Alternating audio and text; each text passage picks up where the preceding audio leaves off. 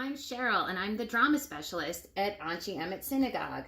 Today, I'm going to tell you The Magician's Visit, a Passover tale by I.L. Peretz. There once was a magician, and he walked through town. He walked through town, and most of the time, people would not even notice him, except that they noticed him because he had this very peculiar look. He played an instrument that could have been a piccolo or a flute or maybe even a kazoo. What kind of instrument do you play? When I was younger, I played the piano and the drums, but I kind of let them fall away, although I do miss playing them.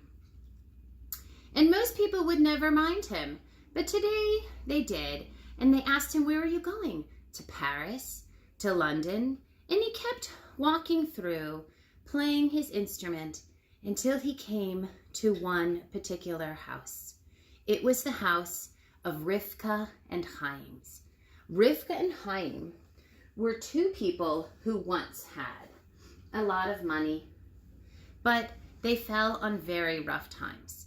And Chaim and Rivka no longer had a lot of money.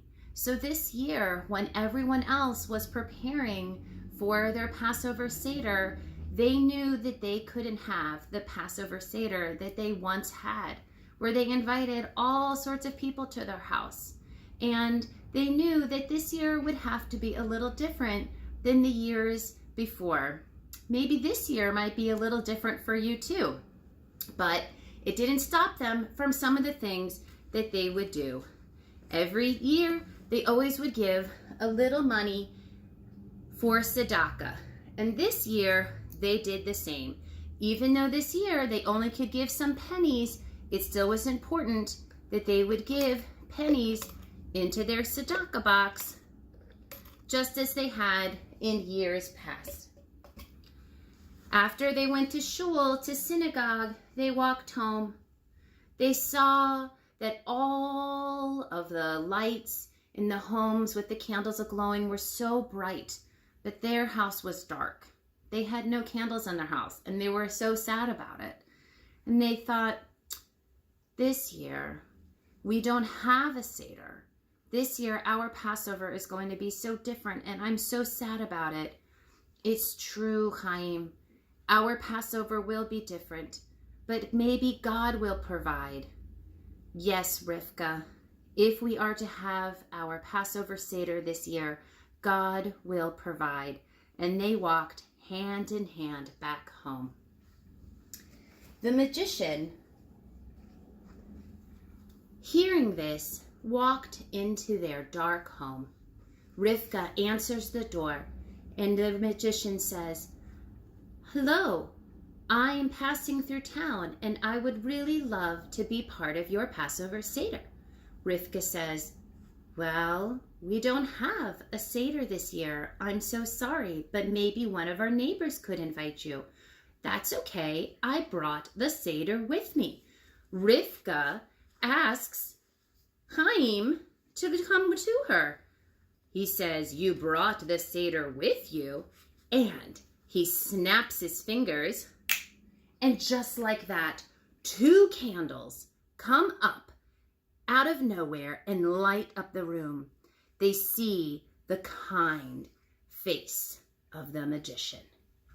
Then he snaps his fingers again, and this amazing, beautiful tablecloth comes into the room. He snaps his fingers again, and then this amazing, beautiful cover comes with this plate filled with this matzah, and they see that out of nowhere starts falling a cat in the middle of my story, and this furniture, and he says, "Bigger, grander, softer," and then the furniture starts to twirl around, and the chairs become bigger, and my other cat is in the middle of my story. Stop! And then the the chairs get bigger, and the table is grandiose. He snaps his fingers again, and then the Seder plate comes. And on the Seder plate, do you know what's on the Seder plate? On the Seder plate comes the karpas, the egg. I'll go a little slower. The chorosis. This is just an apple, but you can make it into chorosis, something that I love every year, and I always make extra because I can eat a whole bowl of it for breakfast. I love it so much. The lettuce, the bitter herbs, and the shank bone. And for our Seder plate, we also have an orange. Does anybody know why some families put an orange on the Seder plate? So I don't make this story too long.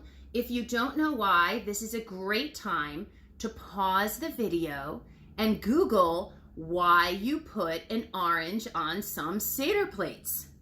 It's a great other story, especially for the older kids. And he said, do you have to Rivka and Chaim the cup for washing your hands? And they said, no, we sadly had to get rid of it. He snaps his fingers again, and in comes a cup for washing their hands. In snapping the fingers again, and in comes the wine or grape juice in your home, as Auntie Emmett Synagogue has changed to. And we have everything except this beautiful, amazing, huge fish, which if I stick there hides everything, so I have to move it to the side. And they are looking at this and they think, oh my gosh, this is amazing. But they think, I'm a little scared to eat all of this. So they decide, magician, we want you to be here and eat this with us, but we're also just a little nervous. We just came from the synagogue, so we know the rabbi is still there. We're just going to go speak with him briefly, and we will be right back. The magician says, that's okay, no problem. He sits himself down in one of the plush chairs that he just created.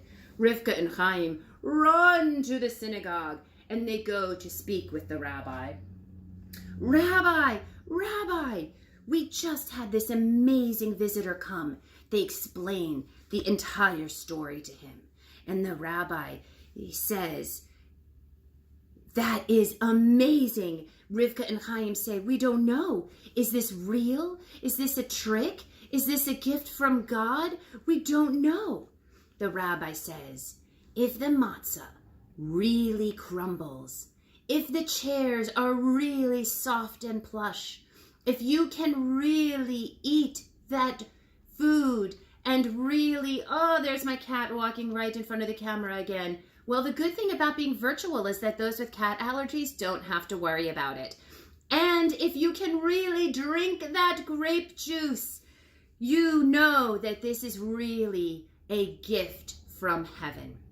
They leave the shul, go back to their home, and then they decide to go into the door to thank the magician, and he's gone. They decide to sip the grape juice, as sweet as can be. They eat some of the fish. It is delicious. They taste some of the matzah. It crumbles. Oh, my cat, no! They taste the matzah. It crumbles. And they sit in the chairs as soft as can be. And they know this was a gift from heaven, a gift from Elijah. And that is the magician's visit. During this time, what can you do to make yourself a magician? Something that you can sneak in, do a little thing, doesn't have to be a whole Seder, a little tiny thing, a little chesed, a little act of kindness, and sneak out and do just to make someone like Rivka and Chaim feel so special, and then sneak out during this time. And that is what it feels like to be visited by the magician.